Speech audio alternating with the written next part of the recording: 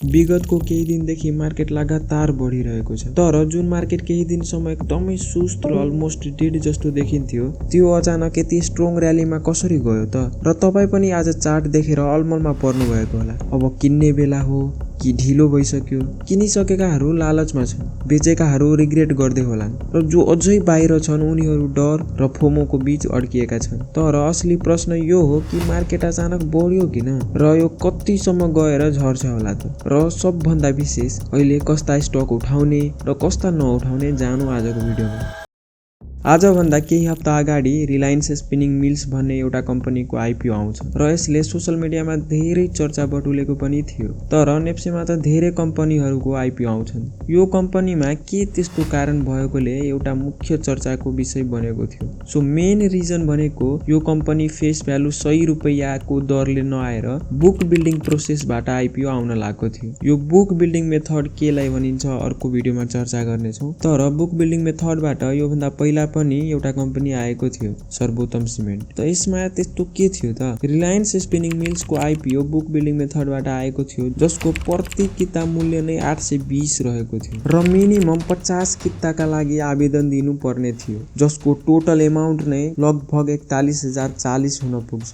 र यस बेला आइपिओ आवेदकमा निकै ठुलो समस्या रहेको थियो आइपिओ एप्लाई गर्न, आइपिओ भर्नका लागि पैसा जुटाउने। र यस्तोमा सबैभन्दा बेस्ट विकल्प भनेको आजसम्म परेको वा राखेको सेयर्सहरू बेच्ने र आइपिओ भर्ने। र यसको कारण मार्केटमा सप्लाई बढ्यो र राम्रा कम्पनीहरूको पनि प्राइस घट्दै गयो, र यो बेला ठुलो अपर्च्युनिटी बनेर आयो इन्स्टिट्युसनल ट्रेडरहरूका लागि। जुन कुरा मैले यो भिडियोमा पनि राम्ररी एक्सप्लेन गरेको छु, ट्रेडर्सहरूले सबै सेयर्सहरूलाई बल्कमै किन्न थाले र होल्ड गरेर बसिदिए। रिलायन्सको आइपिओ नपरेपछि फेरि रिटेल ट्रेडरहरूले मार्केटमै पैसा इन्भेस्ट गर्न थाले, जसको कारण मार्केट बढेको बढै गयो। र यस्तो हुँदै गर्दा नेपालको राजनीतिक क्षेत्रबाट पनि राम्रो न्युजहरू आउन थाल्यो, जसले इन्भेस्टरहरूको सेन्टिमेन्टलाई अझै पोजिटिभ बनाइदियो। अझै पनि मार्केटको अवस्था हेर्ने हो भने बायर्सहरूले स्टकलाई एग्रेसिभली होल्ड गरेका छन्। अब आउँ आजको मुख्य प्रश्नमा, यो र्याली कहाँसम्म पुग्लान् त? इन सिम्पल, मार्केटलाई अपरेटरहरूले कुदाइरहेका छन्। न्युली लिस्टेडका साथसाथै पुरानो कम्पनीहरूले पनि पोजिटिभ सर्किट हानिरहेछन्, जुन यो माघभरिसम्म चल्न सक्ला। र फेरि कुनै बेला पनि मार्केटको हाल बेहाल हुन सक्छ, कारण आउँदै गरेको प्रतिनिधि सभा निर्वाचनको चुनाव। यो इलेक्सनले चाहिँ सेयर मार्केटलाई कसरी प्रभाव पार्छ त? त्यो टपिकमा पनि भिडियो आउँछ छिट्टै। सो आई होप च्यानललाई सब्सक्राइब गर्नुभएको होला। अब लगभग सबै स्टक्सहरू ओभर भ्यालुड वा महँगो हुन पुगेको छ। सो अहिले ढिलो भइसक्यो त?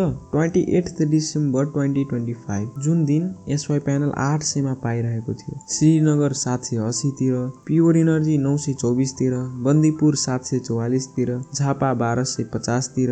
र यदि राम्ररी हेर्ने हो भने यी सबै कम्पनीहरू नयाँ मार्केटमा लिस्ट भएका छन् र अहिले यिनीहरूको प्राइस निकै बढिसकेको छ। सो बेसिकली तपाईँहरूले न्यू लिस्ट भएको राम्रो होल्डिङ र कम सेयर भएको कम्पनीहरू अझै पनि उठाउन सक्नुहुन्छ र छिटै प्रफिट बुक गरेर निस्किन पनि सक्नुहुन्छ। अहिलेको समयमा नकिन्ने भनेको प्रमोटर अनलक हुने स्टक, इन्भेस्ट गर्ने स्टक्सहरू, ब्लू चिप स्टक्सहरू। आजको भिडियोमा यति नै। So keep learning and keep doing. अनि एउटा कुरा, बिना आफूले रिसर्च गरेर कुनै पनि स्टक नउठाउनु होला।